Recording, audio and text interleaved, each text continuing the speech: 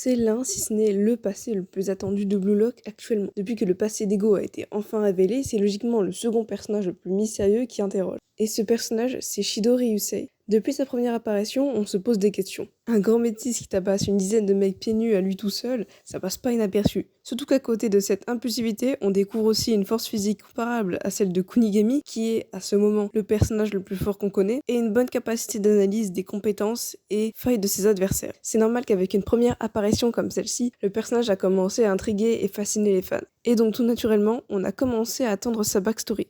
Au moment où je parle, on n'a toujours pas eu le passé de Shido, alors que presque tous les personnages du manga en ont une, et Shido est suffisamment atypique pour en mériter une. Par exemple, Kunigami n'en a pas parce que son souhait d'être un héros, ça fait partie de sa personnalité.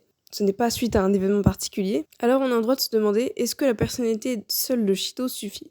Eh bien, c'est possible. Oui, peut-être que Shido a toujours été comme ça et qu'il n'a jamais rien vécu et qu'il est juste lui. Cependant, on pourrait trouver cette particularité dans son apparence. Peut-être que Shido se teint les cheveux en rose, comme Kaiser le fait. C'est possible qu'il ait fait ça pour se faire remarquer, parce que la teinture des cheveux est très mal vue au Japon. Et je ne pense pas qu'il se décolore les cheveux, parce qu'il a aussi les cils et sourcils blonds, et c'est très compliqué à décolorer. Maintenant, on n'introduit pas une backstory n'importe comment. Chaque personnage se retrouve face à son passé, par quelque façon que ce soit. Pour Rin et Shigiri, ça a été des personnages, mais pour d'autres, des situations, comme Bachira lors de la deuxième sélection. Or, le meilleur moment possible pour introduire celle de Shido, c'est un arc déjà fini. L'arc Blue Lock versus U20. Je dirais même que le meilleur moment aurait été lors du Big Bang Drive. Pourtant, on n'a rien eu. L'arc de la Neo Egoist League remet Shido au second plan, même s'il marque un super but lors du match contre le Bastard. Il y a d'autres personnages à introduire et à faire évoluer. Et dans l'arc actuel de la Coupe du Monde, il est plus sur le banc que sur le terrain. J'imagine mal avoir son passé. Pourtant, il est possible que Shido ait une backstory, mais juste jamais publiée.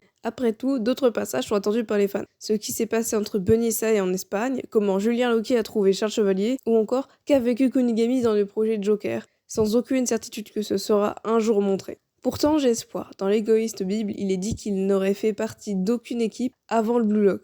Mais c'est difficile à croire vu son amour pour le foot et son niveau. Surtout que s'il a été pris au Blue Lock, c'est parce qu'on l'a vu jouer. Je ferai certainement un short pour parler de mes différentes théories à ce sujet.